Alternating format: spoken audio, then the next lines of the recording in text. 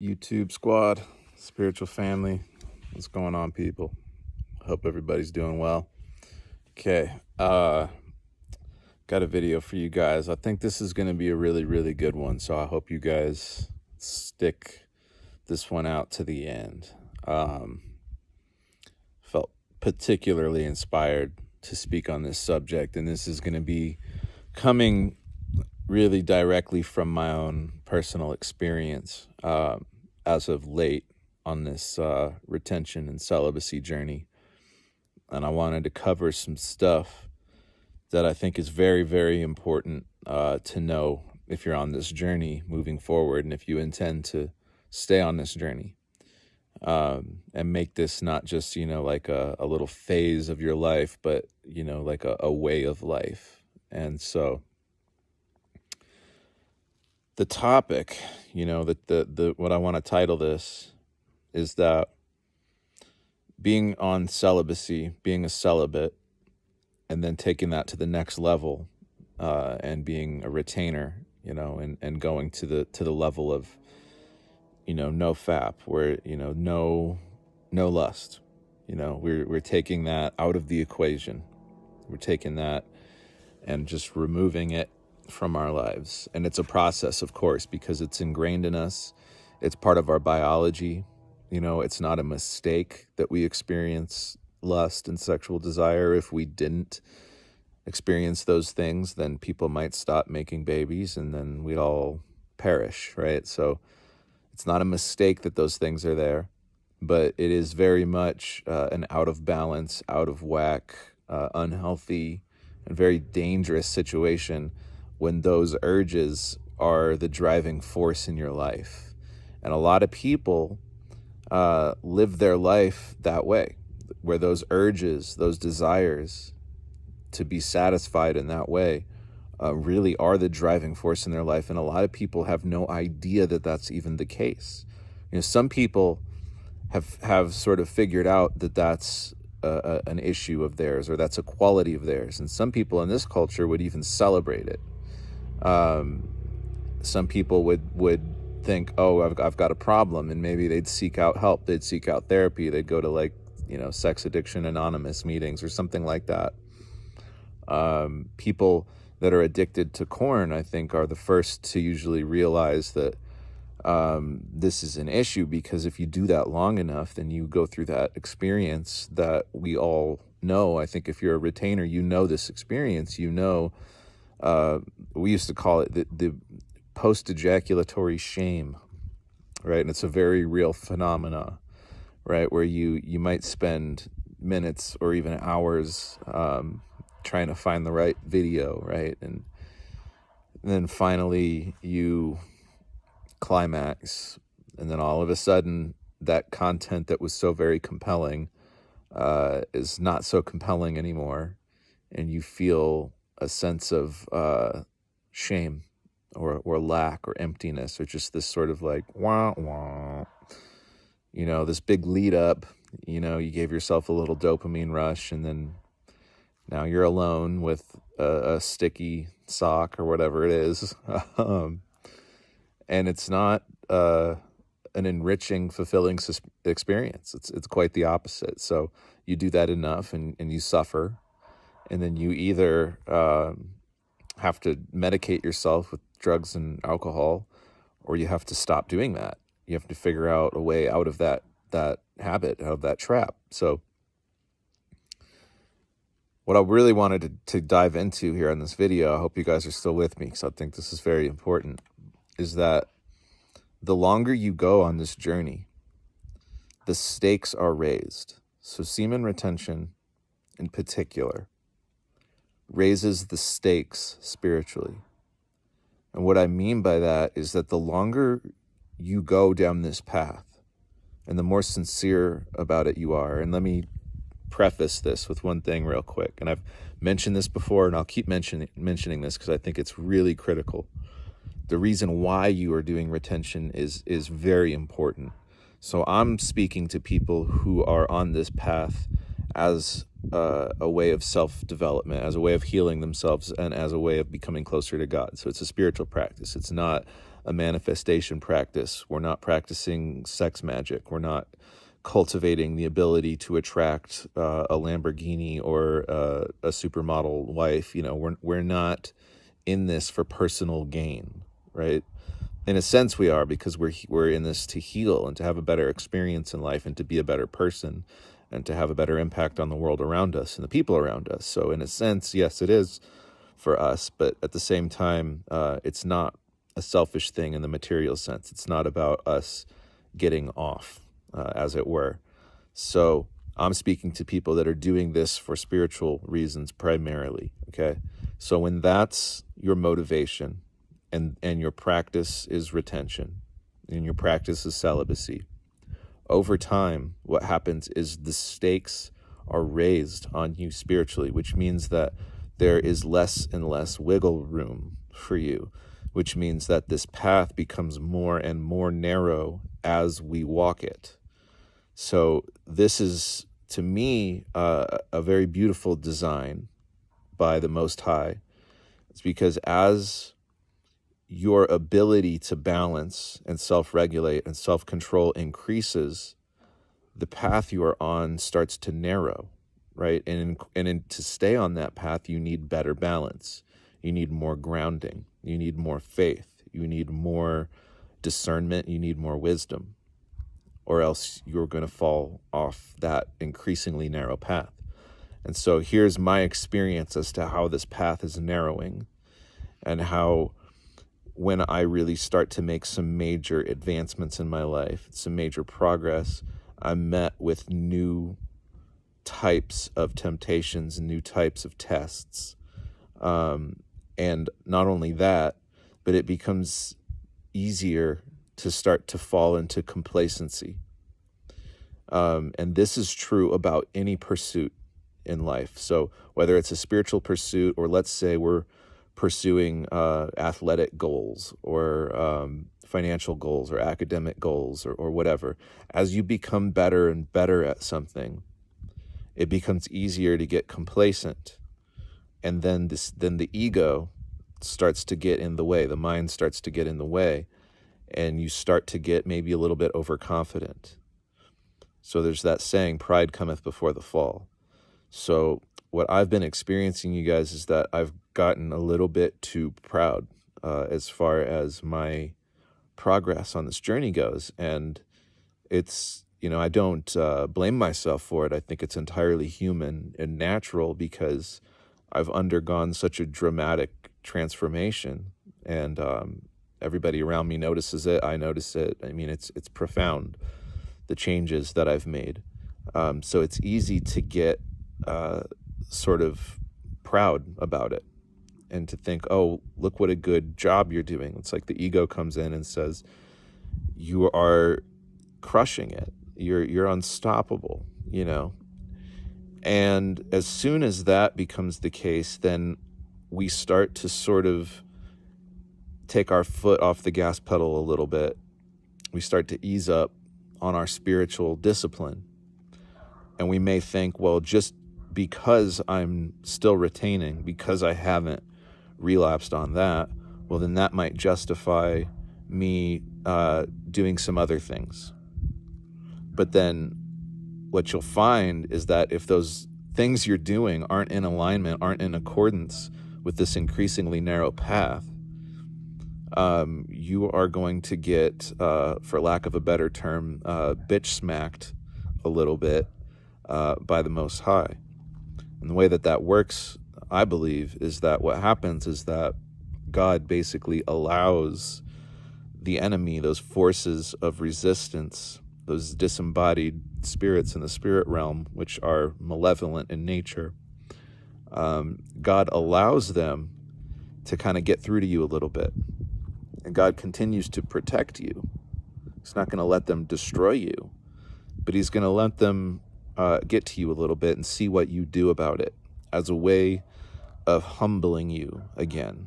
So here's some of my direct personal experience, and why I'm making this video, why I want to make this point about this, is because I think what happened for me was I got a little overconfident with this journey. I started talking to more females. I started talking to one female in particular, and in the process of talking to her more and more, and we haven't even met in person yet. It's just been, we just found each other online, and she lives about an hour away from me. We've been sort of playing with the idea of meeting up. We clearly both feel something for each other, and the conversations we're having are deep, and she's kind of passing all of my little tests. I'm not seeing any red flags or anything, so all of a sudden I'm sort of like in this headspace of like, well, I kind of keep thinking about this person, and I'll send her a message and she doesn't respond, and I find myself thinking about it a lot. And then I find myself experiencing some of the emotions that put me on this path in the first place. Some of the difficult emotions I was dealing with in my previous relationship, which was very abusive. And I put up with a lot of abuse from this person, largely because I had good intentions and I wanted to give her the benefit of the doubt and think, well, when she's doing these really disrespectful things to me, it's because she's in pain and that's her trauma and it's really not her fault. And I need to be patient and understanding.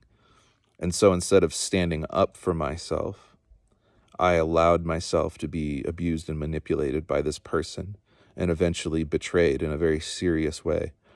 She lied to me a lot and I believed it, and I eventually found out, and then she tried to destroy my reputation. I mean, it was a classic narcissist situation. But looking back on it, I could have saved myself a lot of trouble if I had had some wisdom and some discernment and some self-respect to match my good intentions. So there's that saying, the road to hell is paved with good intentions, right? And so what I want to say is that your intentions do matter, right? Like I was saying, the reason why you are celibate, the reason why you retain is important. You can't be doing it for self-gratification. It has to be a real spiritual practice in a sincere way, in order for you to keep on the path and succeed and really get the blessings that come with it, So your intentions matter, but good intentions that aren't matched with wisdom and discernment can be very dangerous, right? And good intentions without actions are just intentions. They're nothing. They're useless, right? So we have to have action that is in accordance with our intentions. But if that's not matched with wisdom and discernment, we're likely to cause harm with our good intentions. And I did that. I caused harm to myself and to this other person. And I experienced a lot of really difficult emotions. And the betrayal was really difficult to deal with. And I found myself experiencing like obsession, just constantly thinking about what's she doing, where is she, who's she with, she lying, this and that. And it consumed me.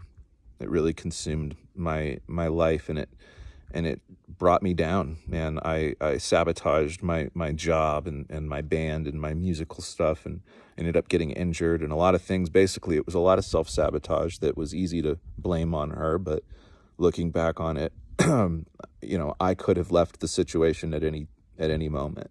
I could have said no at any moment, but I didn't have the wisdom and the discernment to do it.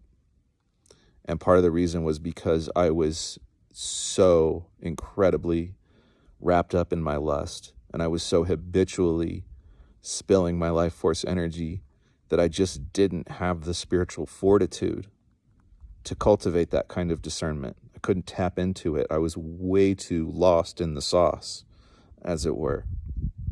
So, being that now all of a sudden I'm finding myself talking to females again, I realized that I went into this with the sense of like, I got this. I've overcome, like this feeling like I've overcome lust. And in a sense, the lust aspect of things is mostly gone. It's not all the way gone. It's still there, but it's not like it was. It's not something I think about a lot, and I don't look at women the same way. But on the emotional level, I'm finding that I very, very much crave for the emotional connection with a woman, and that actually with part of what I want, is to help this girl. So this particular girl I'm talking to, I know that she's been, because we talk, we're close, I know that she's been through a lot of traumatic stuff. I've been through a lot of traumatic stuff. And part of me just wants to connect with her on an emotional level and see if I can like be there for her. And all of a sudden I'm looking at this, I'm observing myself and realizing like, okay, well, there's a lot of codependent patterns here that are very much still intact. And I haven't completely transcended this. So I've made huge progress, and I have to kind of congratulate myself for that. When it comes to lust, I've made enormous progress. But when it comes to codependency and this desire to fix people, or this desire to have the feminine be this like place of refuge for me, is still there. And that's a slippery, dangerous slope. So I'm having to kind of come back to spiritual basics again and realize that over the last month or so, I've stopped prioritizing God without realizing that I'm doing it. And I've been prioritizing other things. And those other things now are starting to suffer a little bit, and they're starting to cause me confusion, angst, this feeling of yearning for something that I don't have. So suddenly I'm not feeling quite as fulfilled as I was, even though nothing's really changed, other than the fact that before I got complacent with my success on this journey, I was really on my game. I was getting up early in the morning, making sure to do my breath work, my grounding, my prayer, getting in the scripture, asking God for guidance, asking God to direct my thinking and my actions. And I've started to kind of stray away from that, and I'm experiencing the consequences. And I'm realizing now, so before I close this video out, I don't want it to be too long. One little example of what I mean by the stakes being raised as well is that I had a situation with where I was supposed to work on a Thursday night at a restaurant. I got offered last minute. I got offered a fill-in, position as a jazz guitar player at this restaurant. And so I got my shift covered so I could play the restaurant gig. But then by the time I told the guy I could make the gig, he said, "Oh, well, it's too late. We got somebody else to do it." And then, so now I'm in a pickle, and I'm like, well, I should probably work my regular shift, but I didn't really want to work the regular shift. So I kind of just kept it like it was. Next thing I know, the dude calls me back last minute, and he's like, "Actually, the other guitar player can't make it. Can you please make it?" I ignored the call, and then I took the night off from work, and I ended up having a really terrible, terrible night. I didn't do anything all that wrong. All that I did, though, was like a little bit of dishonesty, like tiny little white lies. And I didn't even lie to anybody. I just omitted some things. And that was enough dishonesty for me that it ruined my night. Because deep down, I was like, I could be at the restaurant helping. I could be at the gig helping. But instead, I decided to just blow both things off. And then that put me in a position where I'm like, well, what am I going to say when I show up at work and they ask me how the gig was? Am I going to tell them the truth that I didn't go? Or am I going to lie and say I went? So I put myself in this little pickle by being just the slightest bit dishonest. And these are the kind of things that before I was on retention, it was just commonplace. I was always doing stuff like this. I was always looking for reasons to get out of work, and usually they weren't true. And I wasn't so bothered by it. And part of the reason I wasn't so bothered by it was because I was using different substances and women and people and validation sources external to me to make it okay, to distract me. But now that I don't have those things, I'm forced to deal with myself. And so all of a sudden, I find that I'm in a situation where I can't get away with even the slightest bit of dishonesty. The stakes have been raised. It's like I'm in a new stratosphere spiritually, and I cannot get away with what I used to get away with. In fact, I cannot get away with anything. The entire concept of getting away with something has to be done away with at this point. So as you guys continue down this journey, for me, I'm around 9 months down the road of retention, which is significant. And it's amazing to me how, this thing continues to increase in potency. It continues to ascend, and the level of, seriousness. I feel like God is more serious with me because I started to be a little bit more serious about God. God's being a little bit more serious with me, and he's not letting me get away with anything anymore. So I'm being forced by the hand of God to go back to spiritual basics and take care of the really fundamental stuff, and make sure that I'm praying before I'm doing anything else, and make sure that I'm being completely honest and forthright with every single person I interact with, no matter what it is.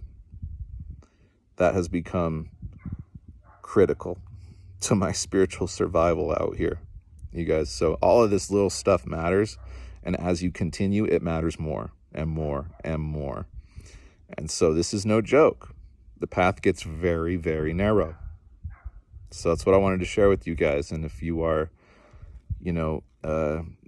trying to date or talking to women, my suggestion is just tread with extreme caution. Be very, very honest with yourself. Take a lot of time to self-reflect and ask yourself what my motivations are. Am I trying to get something from this person? What am I really doing here? Because it all matters very much. So, all right. This video was longer than I thought it would be, but I thought this was an important subject to really dive into. So, appreciate you guys. Much love. Signing out.